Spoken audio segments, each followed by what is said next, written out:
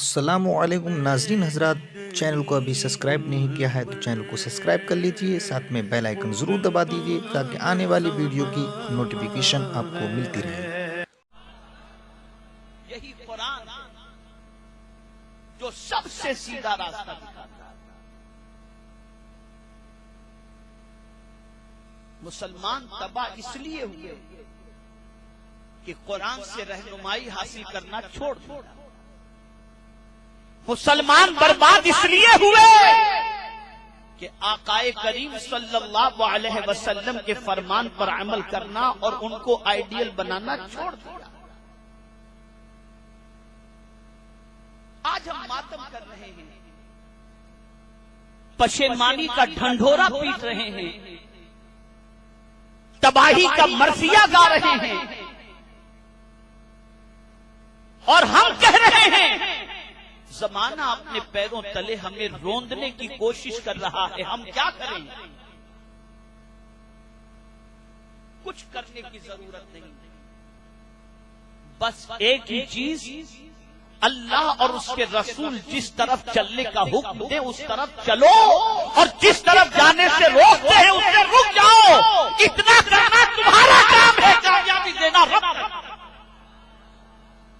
کامیابی دینا رب کا کام۔ قرآن نے کہا چھوٹی کامیابی نہیں، معمولی کامیابی نہیں، بہت بڑی کامیابی کی قرآن نے بشارت دی۔ کس وجہ سے؟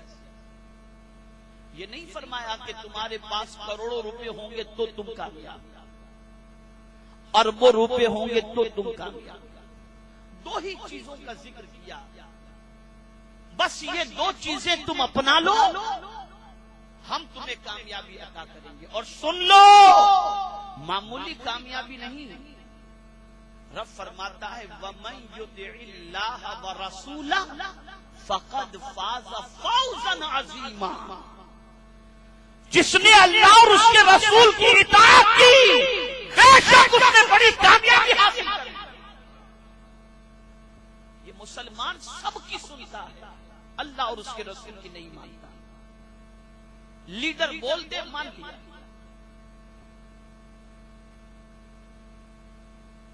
ہیرو بول دے مان لیا، بی بی سی بول دے مان لیا، اخبار بول دیا مان لیا، سب بولتے ہیں، سب کی سن لیتا ہے۔ اگر نہیں مانتا تو صرف اللہ اور اس کے رسول کی نہیں۔ اور نہ ماننے کا نقصان کیا ہے؟ نہ ماننے کا سب سے بڑا نقصان یہ ہے کہ ہم کامیابی سے محروم ہو گئے۔ آئیے میں آپ کو بتاؤں، جب ہم نے اللہ کو رب مانا اور اس کے رسول صلی اللہ علیہ وسلم کو اللہ کا آخری نبی مانا، تو ظاہر سی بات ہے کہ رب اللہ کو ماننے ہو تو اس کا بھی تقاضا ہے، اللہ کے رسول صلی اللہ علیہ وسلم کو اللہ کا آخری نبی مانے ہو تو ایمان بالرسالت کے بھی تقاضے ہیں، ان تقاضوں کو پورا کرو، ورنہ میں آپ کو بتاتا ہوں کوئی مخلوق ایسی نہیں ملے گی آپ سوائے انسان و جن کے جو اللہ اور اس کے رسول کی اطاعت نہ کرنا۔ زمین کا خالق اللہ، آسمان کا خالق اللہ، چرند و پرند کا خالق اللہ، شجر و حجر کا خالق اللہ، بحر و بر کا خالق اللہ، ہر شے کا خالق اللہ۔ قرآن کہتا ہے اللہ خالق کل شیء، اللہ ہر شے کا پیدا کرنے والا ہے۔ شے کسے کہتے ہیں؟ چیز کسے کہتے ہیں؟ تو قرآن کہتا ہے اذا اراد شیئا ان یقول له کن فیکون۔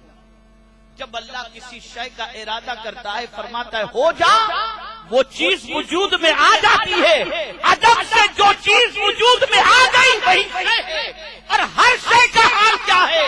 تو قرآن کہتا ہے وَإِن مِّن شَيْءٍ إِلَّا يُسَبِّحُ بِحَمْدِهِ، ہر شے اللہ کی حمد اور تسبیح بیان کرتا ہے۔ یہ ذرہ بھی اللہ کی تسبیح بیان کرتا ہے، ذرہ ذرہ،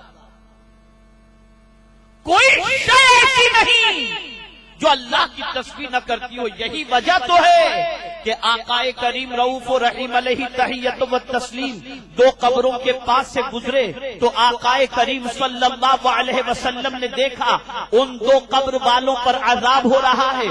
اللہ اکبر!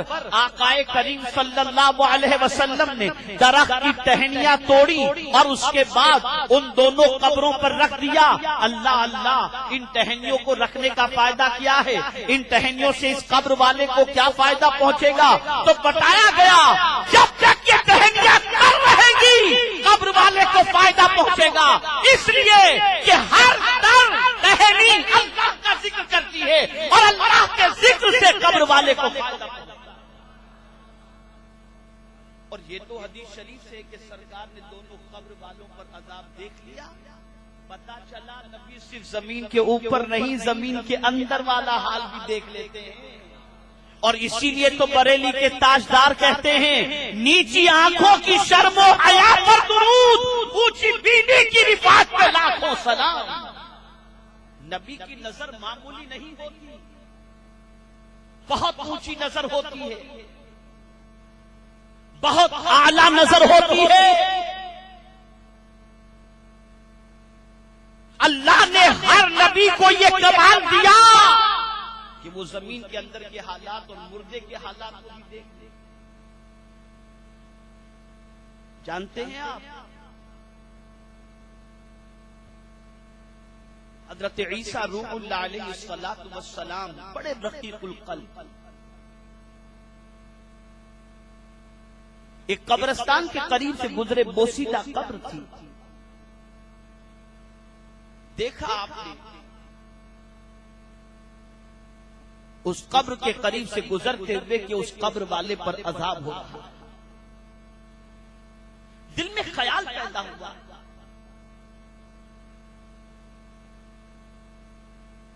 کہ یہ بندہ اللہ کے عذاب میں گرفتار ہے، پتہ نہیں کون سا جرم کیا ہوگا جس کی وجہ سے اللہ نے اسے عذاب میں گرفتار کیا، اور یہ سوچتے ہوئے وہاں سے گزر گئے۔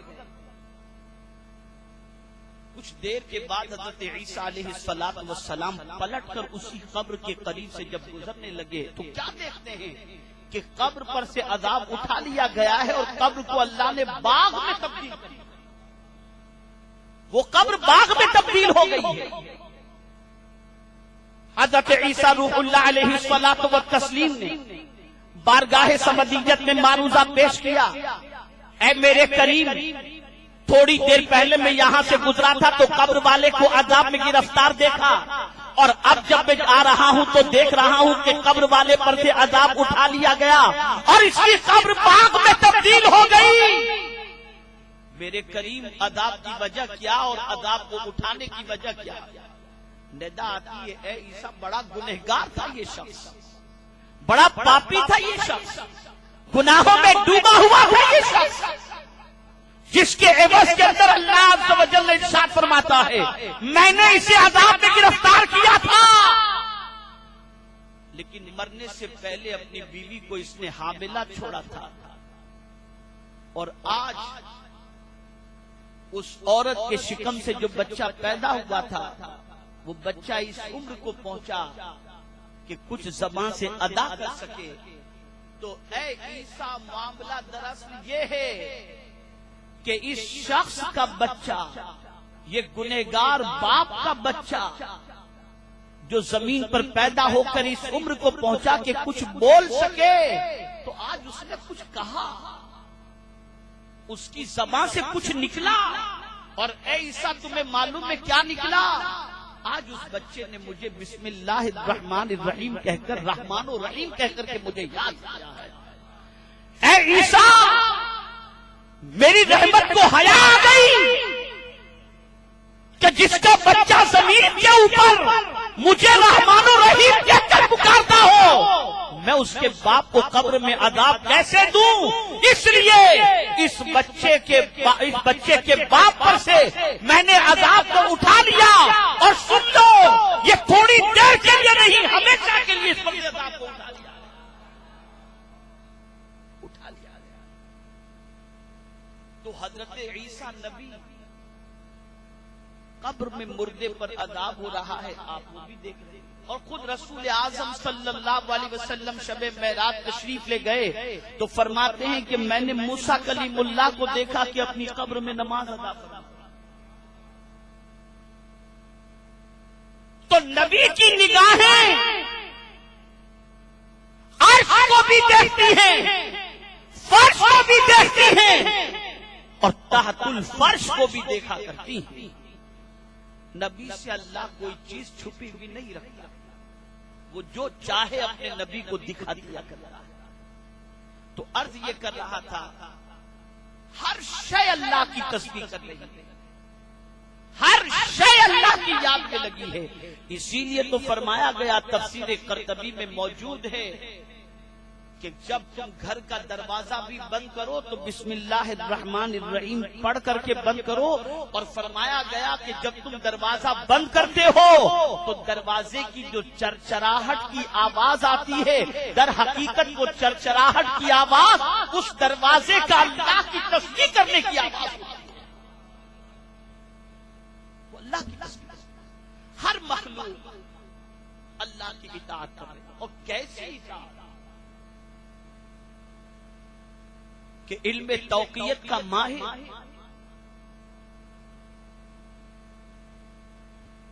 اور ٹائم ٹیبل بنانے کے ماہر، لائف ٹائم کا ٹائم ٹیبل بنا چکے، دائمی تقویم،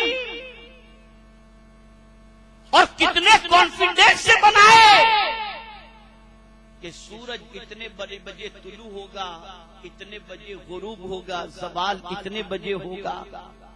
میں حیران ہوں، موسم بدلتا رہتا ہے، حالات بدلتے رہتے ہیں، لیکن دائمی تقویم بنانے والوں ذرا یہ تو بتاؤ، اتنا کانفیڈنس سے تم نے تقویم بنا لیا کہ سورج اتنے بجے ہی نکلے گا، اتنے بجے ہی غروب ہوگا، ایک منٹ آگے پیچھے نہیں۔ پتہ یہ چلا کہ تقویم بنانے والے بھی جانتے ہیں کہ سورج اللہ کے حکم سے نکلتا ہے اور اللہ کے حکم سے غروب ہوتا ہے۔ سورج نکلے گا اسی وقت نکلے گا جب رب نکلنے کا حکم دے گا، اور اسی وقت غروب ہوتا ہے جب اس کو غروب ہونے کا حکم اللہ کی طرف سے ملا کرتا ہے۔ چاند کا معاملہ دیکھ لیجیے، اسی چاند کی وجہ سے آپ ذرا سوچو اور اندازہ لگاؤ، میرے پیارے آقا صلی اللہ تعالی علیہ وسلم کے پیارے دیوانوں، ہمارے سلسلے میں، روزے کے سلسلے میں، عید کے سلسلے میں، ہمارے ان اعمال کے سلسلے میں، چاند کے معاملے میں آپ دیکھتے ہیں کہ چاند کے نکلنے پر یہ سارا دار و مدار ہے۔ اے رسول اعظم صلی اللہ علیہ وسلم کے دیوانوں، چاند بھی جب رب چاہتا ہے تب نکلتا ہے، اور جب رب چاہتا ہے تب غروب ہوتا ہے۔ سمندر میں دیکھو بتا دیا جاتا ہے ہائی ٹائٹ اتنے بجے ہے، دریا میں نہ جانا۔ یہ ساری چیزوں کا سسٹم ایسا ہے کہ یہ اللہ کی اطاعت کے اندر لگی ہوئی ہیں۔ میرے پیارے آقا صلی اللہ تعالی علیہ وسلم کے پیارے دیوانوں، اگر چاند کو دیکھا جائے تو چاند بھی اللہ کے رسول کی اطاعت کر رہا ہے، اور سورج کو دیکھا جائے تو سورج بھی اللہ کے رسول کی اطاعت کر رہا ہے، درخت کو دیکھا جائے تو درخت بھی رسول اعظم کی اطاعت کر رہا ہے، پتھر کو دیکھا جائے تو پتھر بھی رسول اعظم صلی اللہ علیہ وسلم کی اطاعت کر رہا ہے۔ اللہ اکبر! میں توجہ چاہوں گا، میرے آقا کی طاقت کے بارے میں، میرے آقا صلی اللہ علیہ وسلم کی قوت کے بارے میں آپ ذرا سوچو اور اندازہ لگاؤ. میرے پیارے آقا صلی اللہ علیہ وسلم کے پیارے دیوانوں، اللہ اکبر، پتھر طاقتور ہے لیکن پتھر سے زیادہ طاقتور لوہا ہے جو پتھر کو بھی توڑ دیتا ہے. لوہا طاقتور ہے لیکن لوہے سے زیادہ طاقتور آگ ہے جو لوہے کو پگھلا دیا کرتا ہے، پگھلا دیا کرتی ہے. اللہ اکبر، آگ سے زیادہ طاقتور پانی ہے جو آگ کو بجھا دیا کرتا ہے. پانی سے زیادہ طاقتور ہوا ہے جو پانی کو اڑا کر کے لے جایا کرتی ہے. اور ہوا سے زیادہ طاقتور چاند ہے، سورج ہے، اور سورج اور چاند سے زیادہ طاقتور میرے مصطفیٰ کی انگلیاں ہیں. اللہ اکبر، ڈوبے ہوئے سورج کو مصطفیٰ نے پلٹا دیا اور چاند کو آقا نے انگلی سے 2 ٹکڑے کر دیا اور دنیا کو بتا دیا نہ پتھر طاقتور ہے نہ شجر طاقتور ہے، سب سے زیادہ طاقتور اللہ نے کسی کو بنایا ہے تو وہ مصطفیٰ پیارے صلی اللہ علیہ وسلم.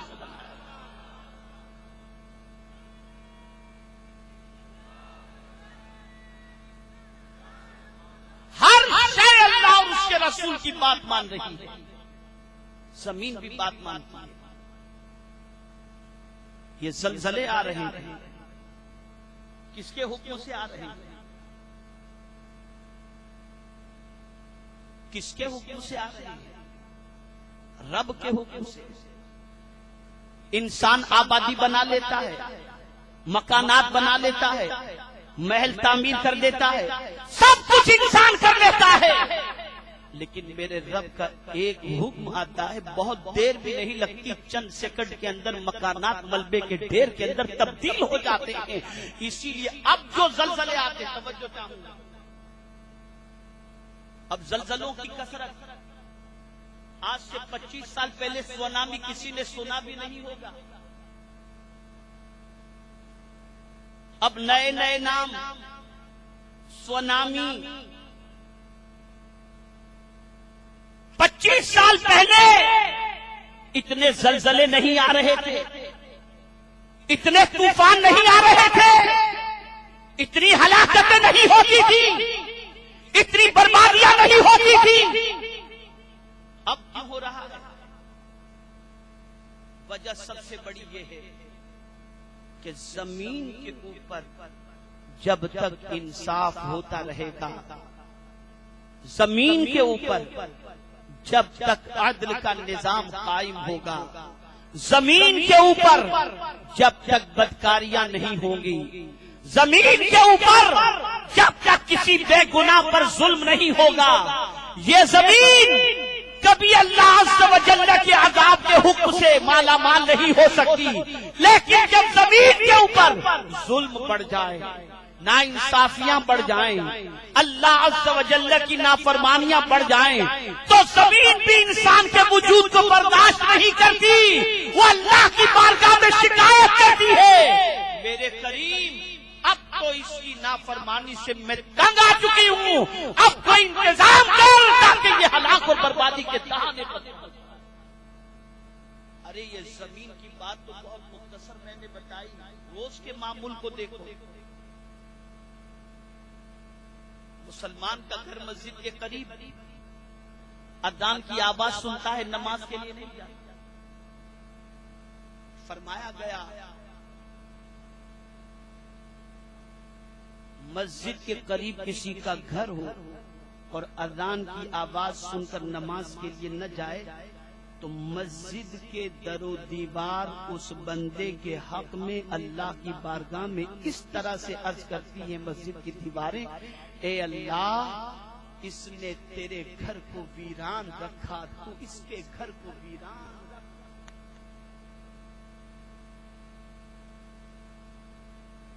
اور اگر کوئی مسجد آباد کرتا ہے تو مسجد کے در و دیوار کہتے ہیں اللہ، اس نے تیرے گھر کو آباد کیا، تو اس کے گھر کو آباد کر.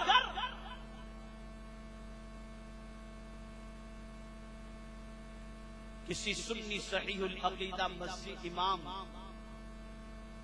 جس مسجد میں ہو وہ مسجد قریب ہو تو جاؤ اور مسجد میں سجدہ ریز ہوا کرو. یاد رکھو مسجد کے در و دیوار کی بددعائیں گھر کو ویرانے کے اندر تبدیل کر دیں گی. کیوں زلزلے آ رہے ہیں؟ کیوں یہ تباہی آ رہی ہے؟ کیوں یہ بربادی آ رہی ہے؟ انسان کو آگاہ کرنا. اے انسان تو خود کو بہت بڑا سمجھ رہا ہے. تو یہ سمجھ رہا ہے تو جو چاہے وہ کر سکتا ہے. بنا لے اپنے محل کو, بنا لے اپنے آشیانے کو, زلزلہ پروف بنا لے. جاپان سے زیادہ ٹیکنالوجی میں آگے کون ہو سکتا ہے؟ لیکن آپ دیکھیں ایک طوفان نے جاپان کو نہ جانے کتنے سالوں تک پیچھے کر دیا. جاپان ٹیکنالوجی میں اتنا آگے ہونے کے باوجود اللہ کی طرف سے آئے ہوئے اس عذاب کو وہ نہ روک سکتا, نہ روک سکتا. کیوں آ رہا ہے؟ بندے کو الرٹ کرنے کے لیے, بندے کو آگاہ کرنے کے لیے, بندے کو متنبہ کرنے کے لیے کہ بندہ تو طاقتور نہیں, میں طاقتور ہوں. میں جو چاہوں وہ کر لوں. تیرے چاہے سے کچھ نہیں ہو سکتا. تیری پوزیشن تو ایسی ہے کہ مولا علی کرم اللہ تعالی وجہہ الکریم ارشاد فرماتے ہیں, کسی نے آپ سے پوچھا کہ بندے کو اللہ نے کتنا اختیار دیا. ارشاد فرماتے ایک پیر اونچا کر. اس نے اونچا کیا, کہا دوسرا بھی اونچا کر. کہا حضور اونچا کروں گا تو گر جاؤں گا. فرماتے سمجھ لے کہ تو کتنا محتاج. ایک ہی پیر اونچا کر سکتا, دو پیر اونچا کرنے جائے گا تو گر جائے گا. تو محتاج ہے, تیرے قبضے میں کچھ نہیں. اور اگر انسان رب کو نہیں مانتا اور اس کی طاقت کو نہیں مانتا تو موت کے وقت تو اس کو ماننے پر مجبور ہونا ہی.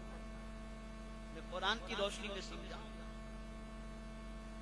بہت سارے پیشنٹ کو آپ نے دیکھا ہوگا جہاں بلب ہوتے ہیں, ڈاکٹر کہہ دیتے ہیں کہ یہ مریض لا علاج ہے, بچنے کے کوئی چانسز نہیں, کوئی اسکوپ نہیں بچنے کا.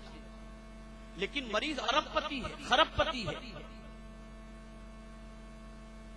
مریض کا بیٹا ڈاکٹر کو کہتا ہے میرے باپ کی زندگی کے لیے جتنا روپیہ چاہے لو. امریکہ سے ڈاکٹر بلاؤ, انگلینڈ سے ڈاکٹر بلاؤ, جتنا خرچ ہوگا میں دینے کے لیے تیار ہوں, مجھے میرے باپ کی زندگی چاہیے. ڈاکٹر انتظام کرتا ہے, کسی اچھے ڈاکٹر کو اپوائنٹ کر کے اس مریض کے قریب کھڑا کرتا ہے. 24 آورز کے لیے ڈاکٹر کی ڈیوٹی. ایک ڈاکٹر گیا, دوسرا آ گیا, نرس موجود, کبھی بیوی کھڑی ہے, کبھی بیٹا کھڑا ہے, سب پیشنٹ کے پاس کھڑے ہیں.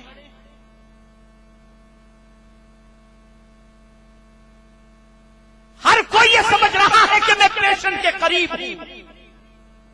ڈاکٹر سمجھتا ہے میں قریب ہوں, بیوی سمجھتی ہے میں قریب ہوں, بیٹا سمجھتا ہے میں قریب ہوں. اب رب کیا فرماتا ہے سنو. میرا رب ارشاد فرماتا ہے فلولا اذا بلغت الحلقوم وانتم حينئذ تنظرون.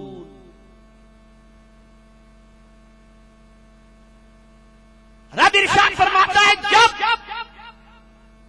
اس کے حلق میں روح اٹکتی ہے, مریض کے حلق میں روح اٹکتی ہے تو کیا ہوتا ہے؟ وَأَنْتُمْ حِينَئِذٍ تَنْظُرُونَ, تم اس کے قریب ہوتے ہو, دیکھ رہے ہوتے ہو.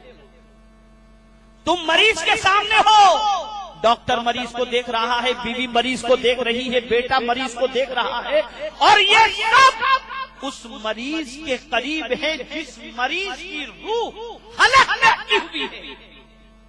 لیکن یہاں رب چیلنج کر رہا ہے, ایک قریب سمجھنے والوں اپنے آپ کو کہ تم اس پیشنٹ سے قریب ہو.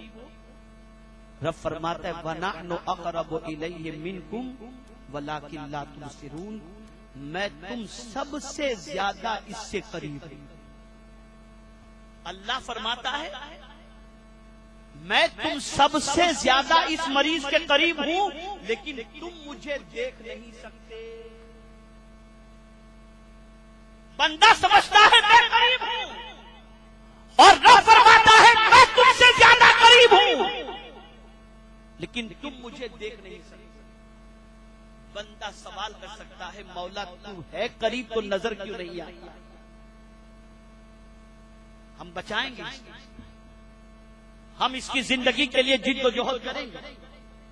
اب سنو، یہی وہ وقت ہوتا ہے جب بندہ قدرت کی طاقت کو ماننے پر مجبور ہو جاتا ہے. اے بندے تو نے اپنی طاقت لگا لی، ڈاکٹروں کو کھڑا کر دیا، اپنی دولت تو نے لگا دی. اگر تو طاقتور ہے تو میرا رب تجھے چیلنج کرتا ہے فلولا ان کنتم غیر مدینین ترجعونها ان کنتم صادقین.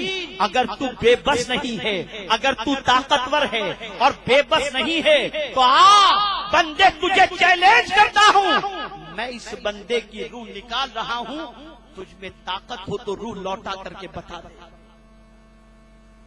تو سچا ہے تو زندگی دے کر کے بتا دے. دنیا کا کوئی انسان اس مرنے والے کو زندگی نہیں دے سکتا. کون ہے طاقتور جس کے سامنے ہر ایک بے بس نظر آتا ہے؟ وہ میرے رب کی ذات، وہ میرے پالنہار حقیقی کی ذات ہے، وہ میرے معبود برحق کی ذات ہے. سن لو، اس لیے کان کھول کر کے سن لو، سیدھے سیدھے اس کی اطاعت کے لیے آ جاؤ، ورنہ وہ اتنا طاقتور ہے کہ وہ تمہیں مجبور کر کے اپنی بارگاہ میں لائے گا. مسرور ہو کر کے آ جاؤ. اسی لیے قرآن کہتا ہے وَأَنِيبُوا إِلَىٰ رَبِّكُمْ، تم اپنے رب کی طرف پلٹ آؤ. وَأَسْلِمُوا لَهُ، اور سرے تسلیم اس کے سامنے خم کر دو. مِن قَبْلِ أَن يَأْتِيَكُمُ الْعَذَابُ ثُمَّ لَا تُنصَرُونَ، اس سے پہلے کہ وہ تم کو عذاب میں گرفتار کرے اور تمہاری کوئی مدد نہ کر کرے، اس سے پہلے تم اس کی طرف پلٹ آؤ اور اس کی بارگاہ کے اندر اپنا سر نیاز کو خم کرو. ہر چیز اللہ کی اطاعت کر رہی ہے، ہر شے اللہ کے رسول کی اطاعت کر رہی ہے. آپ ذرا دیکھیں میرے پیارے آقا صلی اللہ علیہ وسلم کے پیارے دیوانوں، سورج کا کام ہے وقت پر نکلنا اور سورج کا کام ہے وقت پر غروب ہو جانا، لیکن اللہ عز و جل نے ارشاد فرمایا من یطع الرسول فقد اطاع اللہ، جس نے رسول کی اطاعت کی اس نے اللہ کی اطاعت کی. اب آپ ذرا دیکھو، یہ سورج اللہ کی اطاعت اور اللہ کی فرما برداری کی بنیاد پر غروب بھی ہوتا ہے اور طلوع بھی ہوتا ہے، لیکن سیدنا علی کرم اللہ تعالی وجہہ الکریم آقا کریم صلی اللہ علیہ وسلم کی محبت میں ڈوبے ہوئے تھے اور سرکار صلی اللہ علیہ وسلم ان کے زانوئے ادھر پر آرام فرما رہے تھے. سورج غروب ہو گیا، اللہ کے رسول صلی اللہ علیہ وسلم نے ڈوبے ہوئے سورج کو اشارہ کیا. ایسا لگتا تھا کہ جیسے اشارے سے، ایسا لگتا تھا جیسے سورج سرکار کی انگلیوں سے بندھا ہوا ہو. آقا نے یوں کیا اور سورج پلٹ کر کے باہر آ گیا. اے سورج ذرا تو یہ تو بتا کہ تو اللہ کے حکم پر غروب ہو چکا تھا، نظام درہم برہم کرنے کے لیے تو باہر کیوں نکلا؟ تجھے پھر سے نکلنے کی ضرورت کیوں پیش آئی؟ تو نے حضور کی بات مان کر کے اشارے سے دوبارہ کیوں نکلا؟ تو سورج جواب دے گا اے نادان، تو نہیں جانتا رسول کی اطاعت ہی اللہ کی اطاعت ہے. میں نے رسول کی بات مانی گویا میں نے اللہ کی بات مانی. سورج بھی حضور کی بات مان رہا. چاند کو اشارہ حضور نے کیا، چاند کے دو ٹکڑے ہو گئے. کنکریوں کو حکم دیا، کنکریوں نے کلمہ پڑھنا پڑا. درخت کو حکم دیا، درخت جو ہے جڑ سے اکھڑ کر وجدانی کیفیت سے دو چار ہو کر حضور کی بارگاہ میں حاضر ہو گئے. میں آپ سے سوال پوچھتا ہوں، میں آپ سے سوال پوچھتا ہوں، احادیث کے ذخیرے کو اٹھا کر دیکھو. علماء اور مفتیان کرام تشریف فرمائے. کوئی ایک حدیث مجھے ایسی بتا دے جس میں حضور صلی اللہ علیہ وسلم درخت کے لیے روئے ہوئے. حضور صلی اللہ علیہ وسلم سورج کے لیے روئے ہوئے، حضور صلی اللہ علیہ وسلم چاند کے لیے روئے ہوئے، حضور صلی اللہ علیہ وسلم کنکریوں کے لیے روئے ہوئے۔ اے مسلمانوں، میں تم سے پوچھتا ہوں، تم سے سوال پوچھتا ہوں، مجھے بتاؤ، اشرف المخلوقات انسان ہے، حضور چاند کے لیے نہیں روئے، چاند حضور کی بات مانتا ہے، حضور سورج کے لیے نہیں روئے، سورج حضور کی بات مانتا ہے، حضور زمین کے لیے نہیں روئے، زمین حضور کی بات مانتی ہے، حضور کنکر کے لیے نہیں روئے، کنکر حضور کی بات مانتے ہیں۔ اللہ اکبر، حضور کسی چیز کے لیے نہیں روئے، لیکن ہر چیز حضور کی اطاعت کرتی ہے۔ اے مسلمانوں، تمہارے لیے تو حضور وقت ولادت سے لے کر وقت وصال تک روتے رہے، اتنے بے غیرت کیوں بن گئے کہ تم حضور کی بات نہیں مانتے؟ کوئی رات ایسی بتاؤ جو حضور اپنی امت کی یاد کے اندر اور امت کی نجات کے لیے رونے میں نہ گزاری۔ اسی لیے اعلیٰ حضرت کہتے ہیں، اللہ کیا جہنم اب بھی نہ سرد ہوگا، رو رو کے مصطفیٰ نے دریا بہا دیے۔ اتنا روئے میرے آقا صلی اللہ علیہ وسلم کہ دریا حضور نے بہا دیا۔ کس کے لیے؟ اسی امت کے لیے، کہ امت کی نجات ہو جائے، امت کی مغفرت ہو جائے۔ اے رسول اعظم صلی اللہ علیہ وسلم کے دیوانوں، حیرت و تعجب کی بات ہے، جس کے لیے حضور ہمیشہ روتے رہے، وہ امت تو آج حضور کی بات نہیں مانتی، اور جس کے لیے حضور نے ایک قطرہ بھی نہیں بہایا، وہ ساری مخلوق میرے مصطفیٰ کی بات مانتی بھی نظر آتی۔ سنو، اللہ ارشاد فرماتا ہے، بے شک یہ قرآن سب سے سیدھا راستہ دکھاتا ہے، کوئی تمہیں سیدھا راستہ نہیں دکھائے گا، قرآن سیدھا راستہ دکھائے گا، اور جو قرآن کی گائیڈ لائن کے مطابق چلا وہ دنیا میں بھی سرخرو ہوگا اور آخرت میں بھی سرخرو ہوگا۔ میرے پیارے آقا صلی اللہ علیہ وسلم کے پیارے دیوانوں، یہی وجہ ہے کہ قرآن پر عمل کرنے والوں کی زندگی دیکھو۔ میں ایک واقعہ آپ کے سامنے عرض کرتا ہوں، ایک چونکہ میری بہنیں بھی یہاں پر موجود ہیں، سوسائٹی کی سچویشن بھی ایسی ہے، بات بات میں جھگڑے، انتشار، افتراق، اختلاف۔ ایک خاتون کی شادی ہوئی، ایک بچی کی، اور شادی کو کچھ عرصہ گزرا ہوگا کہ گھر میں روز جھگڑے، کبھی ساس سے جھگڑے، کبھی ننند سے جھگڑے، کبھی شوہر سے جھگڑے۔ اس عورت کا ایک دن مجھے فون آیا، کہتی حضور مجھے کچھ راہ دکھائیں، کوئی گائیڈ لائن مجھے فراہم کریں، میں گھر سے تنگ آ چکی ہوں، روز میرے گھر میں جھگڑا ہوتا ہے، بات بات پر لڑائی جھگڑا، کبھی ساس کا تیور الگ، کبھی ننند کا تیور الگ، کبھی شوہر کا تیور الگ، گھر میں جینا مشکل ہو گیا ہے، آپ میرے لیے کوئی رہنمائی کا کام انجام دیں۔ میں نے سوال پوچھا، میں نے کہا بیٹے یہ بتاؤ کہ تم اس گھر میں رہنا چاہتی ہو یا نہیں رہنا چاہتی؟ کہا حضور میں رہنا چاہتی ہوں۔ میں نے کہا بس، میں نے کہا میں تمہیں کوئی وظیفہ نہیں دوں گا،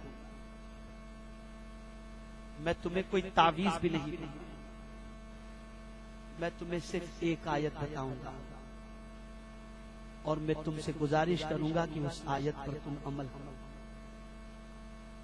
تمہیں کچھ نہیں کرنا، بس اس آیت پر عمل کرنا ہے۔ اس آیت کا وظیفہ نہیں پڑھنا کہ 100 مرتبہ صبح اس آیت کو پڑھ لی اور شام کو 100 مرتبہ پڑھ لی، نہیں، اس پر پریکٹس کرنا ہے، اس پر عمل کرنا۔ پہلے تم اپنے آپ کو اس کے لیے تیار کیا۔ اس نے کہا حضور میں تیار ہوں۔ میں نے کہا کڑوی دوائی ہے لیکن ریزلٹ پکا ہے، 100% ریزلٹ، گھر تمہارا رش کے جنت بن جائے گا۔ جھگڑے کرنے والے تم سے محبت کریں۔ کہا حضور میں تیار ہوں۔ میں نے کہا سنو، اللہ رب العزت ارشاد فرماتا ہے वला तस्तविल हसनत वला सय्यिआ इदफा बिल्लती हिया अहसन फइज़ल्लज़ी बैनक व बैनहु अदावा कअन्नहु वलियुन हमीम।